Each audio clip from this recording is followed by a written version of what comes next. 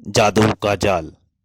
इसके पिछले भागों में आपने पढ़ा किस प्रकार वीरचंद गुप्त चुनाव होने पर राजा का पद न मिलने पर नाराज हो जाता है और करकट को जगाने की बात कहकर भाग जाता है। और सबके रोकने की कोशिश के बाद भी वो करकट को जगा देता है। और जब करकट जगता है तो अपना जाल सब तरफ फैला देता है। करकट का जादू का जाल जिसमें जहरीले कीट निकलते हैं, सब पे हमला करने के लिए दौड़ते हैं, उन सबको मारने के लिए। और राजकुमार और महारानी बचकर कैसे भी महल पर पहुंचते हैं और वहां देखते हैं कि महाराज के ऊपर भी करकट का जाल फैल गया है। महाराज का चेहरा एक राक्षस के चेहरे में तब्दील हो जाता है और उसके बाद जहरीले कीट पूरे राज्य में सबको घेर लेते हैं। सब एक तरह से कैद हो जाते हैं। अब उसके आगे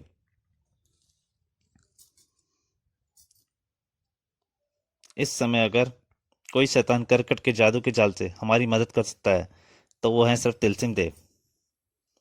किंतु बंद कक्ष में हमारी पुकार उन तक पहुंचाएगा कौन? कहते हैं सच्चे हृदय से कोई उन्हें पुकारे तो पुकार उन तक पहुंच जाती है। अब यही एक रास्ता दिखाई पड़ता है। तिलसिंह देव को समन को सच्चे हृदय से की गई प्रार्थना कभी व्यर्थ नहीं जाएगी। राजकुमार मनीष प्रार्थना करता है, हे तिलसिंह देव, अगर मैंने जीवन में किसी का थोड़ा भी भला किया है तो मेरी पुकार की लाज रखना। आज सैकड़ों प्राण संकट में है, हमारी मदद करो तिलसिंह देव। बाकी सभी बोलते हैं, मदद करो तिलसिंह देव। इसी क्षण राजकुमार मनीष, सबकी पुकार मुझ तक पहुंच चुकी है, किंतु मेरी आवाज केवल तुम सुन पा रहे हो। मैं जानता हूं शैतान करकट एक क्रूर राक्षस की आत्मा है जिसने तुम्हारे राज्य में आकर उत्पात मचाया। हा हा हा हा। आहा, कौन है? बचाओ! राजा चंद्रसेन ने राजगुरु की मदद से उसे कैद कर लिया। नहीं, छोड़ दो मुझे। उसे ताबूत में बंद कर दिया गया। मुझे छोड़ दो। ताबूत को गुफा में दफन कर दिया जाए। तूने मुझे कैद किया है राजा चंद्रगुप्त, मैं तेरे सारे नगर को तबाह कर दूंगा और जो कोई मुझे इस कैद से निकालेगा मैं उसका दास बन जाऊंगा। मुझे मुक्त कर दो। अब आप चिंतित रहें, निश्चिंत रहें राजन। जब तक कोई ताबूत के 3 चक्कर लगाकर ताबूत नहीं खोलेगा और अपने खून का तिलक शैतान के मस्तक से नहीं करेगा, यह स्वतंत्र नहीं हो सकता। और अब तुम्हारे बड़े भाई राजकुमार वीरगुप्त ने शैतान को स्वतंत्र कर दिया है तो उसे दंड तुम्हें स्वयं ही देना होगा। शैतान करवट के जादू के जाल की कार शक्ति मैं तुम्हें दे रहा हूँ राजकुमार मनीष। इस शक्ति के बल पर तुम शैतान करकट को समाप्त कर सकोगे।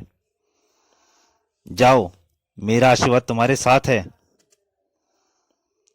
ठगा सा खड़ा राजकुमार मनीष एकाएक बड़बड़ा उठा। आप धन्य हैं तिलसिंह देव, मैं आपको 100 बार प्रणाम करता हूँ। बाकी सब आश्चर्य से देखने लगे। मुझे आशीर्वाद दो माँ, मैं शैतान करकट से टकराने जा रहा हूँ। तिलसिंह देव की शक्ति, दिव्य शक्ति मुझे प्राप्त हो चुकी है। ओ क्या सच? मैं कहता था ना कि सच्चे हृदय की पुकार कभी निष्फल नहीं जाती। गुप्त द्वार से होता हुआ राजकुमार मनीष महल की छत पर जा पहुंचा।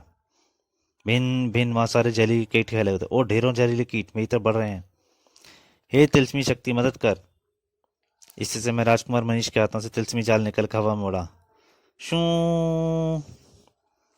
वाह, सारे जहरीले कीट तिलस्मी जाल में फंस गए। सारे जहरीले कीट उन्हीं जाल में फंस गए थे जितने भी थे। तभी वह बुरी तरह से चौंक पड़ा। ओह, शैतान करकट साथ में बड़े भैया भी हैं। ऐ शैतान यहाँ भी आ पहुंचे। इधर राजकुमार वीर की निगाहें राजकुमार मनीष पर पड़ी तो वो राजकुमार मनीष, शैतान करकट, इस महल में रहने वाले सभी मेरे दुश्मन हैं। सबको खत्म करना है। वह रहा तुम्हारा पहला शिकार। हा हा हा। शैतान करकट अदृश्य रूप में राजकुमार मनीष के निकट पहुंच गया। उफ, यह तो अदृश्य हो गया। अब मैं इसका मुकाबला कैसे करूंगा? हा हा हा। गुफा पहुंचकर तो तू बचाया, किंतु यहाँ तुझे मेरे हाथों से कौन बचाएगा? शैतान करकट ने उसे अपने दोनों हाथों पर उठाकर नीचे पटक दिया। धड़ाक! आह! हे तिलस्म देव, मदद कर। हा हा हा। दूसरे ही क्षण शू शू वही जाल निकला मनीष के हाथ से। तिलस्म जाल में शैतान करकट से लिपट गया। उफ, यह क्या? ओह, तिलस्म जाल के कारण अब वह दिखाई पड़ रहा है। उफ! शैतान करकट, तेरी शक्तियां नेकी की शक्तियों से नहीं टकरा सकती।